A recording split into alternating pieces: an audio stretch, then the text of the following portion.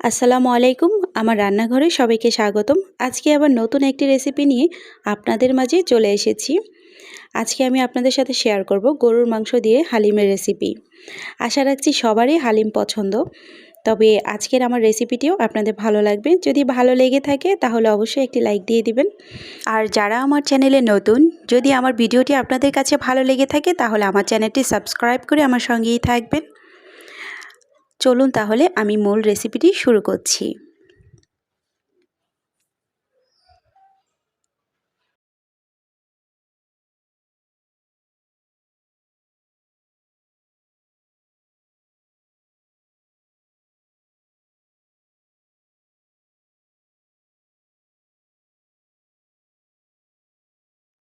আমি এখানে হালিম রান্না করার জন্য রাঁধুনির একটি হালিম মিক্স প্যাকেট নিয়েছি।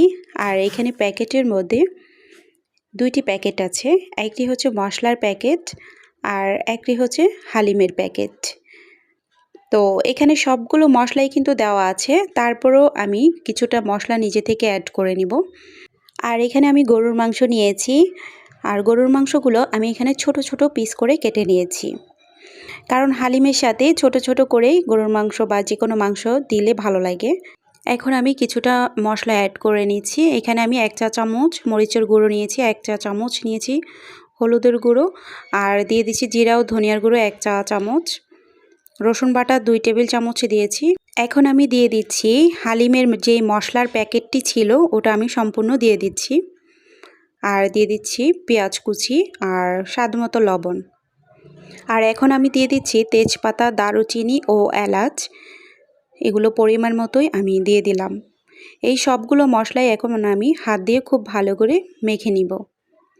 আর এই মশলাগুলো আমি মেখে প্রায় 20 মিনিটের মতো ম্যারিনেট করে রেখেছি।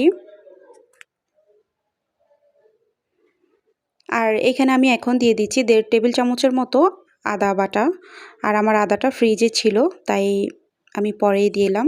এখানে একটি বাটিতে আমি গরম পানি নিয়েছি, আর এখন আমি আস্তে আস্তে করে মিক্স করে নিব। যে হালিমের যে প্যাকেটটি আছে বিভিন্ন ডাল আর চাল মিক্স করা, তো আমি অল্প অল্প করে দিচ্ছি আর মিক্স করে নিচ্ছি। অবশ্যই এটা গরম পানি দিয়ে মিক্স করতে হবে, ঠান্ডা পানি দিয়ে মিক্স করলে দলা পাতিয়ে থাকবে। আর এভাবে আমি মিক্স করে এটা আমি হাফ অ্যান আওয়ারের জন্য রেখে দেব।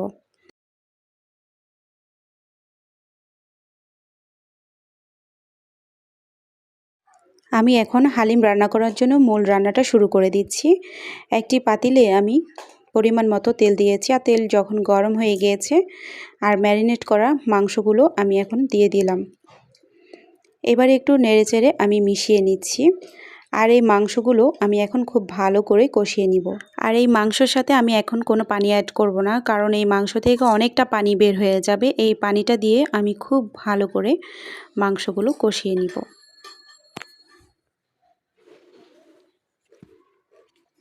আর দেখতেই পাচ্ছেন এখানে আমার মাংসটা কষানো হয়ে গিয়েছে, তেলটা ঠিক উপরে উঠে এসেছে। এখন আমি পরিমাণ মতো পানি দিব। আর এখানে আমি পানির পরিমাণটা একটু বেশি দিয়েছি, কারণ এখানে পুরোপুরি সেদ্ধ হয়ে বা রান্না হয়ে যাওয়া পর্যন্ত আমি মাংসর পানিটা দিয়ে দিলাম।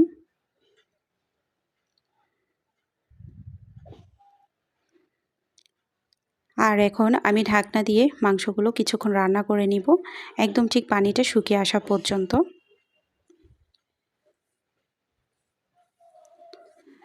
আর এখানে আমার মাংসটা রান্না করা হয়ে গিয়েছে, আর খুব ভালো করেই মাংসটা সেদ্ধ হয়ে গিয়েছে। এখন আমি আগে থেকে যে হালিম মিক্সটা গুলে রেখেছি ওগুলো দিয়ে দিলাম।